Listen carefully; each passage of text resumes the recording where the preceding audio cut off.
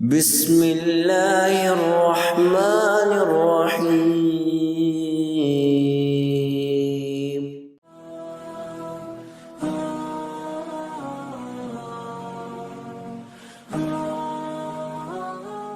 توبہ کرنے کے معاملے میں غفلت، نیکی کے کام جلد از جلد کر لینے میں غفلت، لوگوں کے غصب شدہ حقوق موت سے پہلے جلد از جلد واپس لوٹانے میں غفلت، دین کا علم حاصل کرنے کے معاملے میں غفلت اور لاپرواہی آج کے مسلمان کی زندگی میں عام ہے۔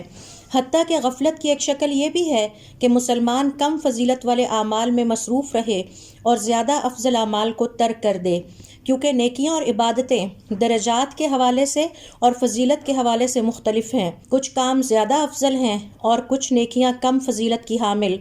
مثال کے طور پر قرآن کریم کی تلاوت کرنا افضل ترین نیک عمل اور عبادت ہے، لیکن جب مسلمان مسجد میں داخل ہو رہا ہو تو اس وقت مسجد میں داخل ہونے کی دعا دہرانا اور پڑھنا زیادہ افضل ہے، اور اس دعا کے پڑھنے کو قرآن کریم کی تلاوت پر اس وقت فضیلت حاصل ہوگی۔ اسی طرح صبح و شام کے اذکار پڑھنا قرآن کریم کی اس وقت تلاوت پر مقدم ہوں گے۔ حضرت ابن مسعود رضی اللہ تعالیٰ عنہ مہینے کے 3 نفلی روزے رکھتے اور کہا کرتے، میں زیادہ نفلی روزے اس لیے نہیں رکھتا تاکہ فرض نماز کے لیے کمزوری نہ محسوس کروں۔ اسی طرح وہ نیکی کے کام جن سے دوسروں کو فائدہ پہنچے ان عبادتوں اور نیکی کے کاموں پر مقدم ہیں جن سے صرف انسان کی اپنی ذات کو فائدہ پہنچتا ہو۔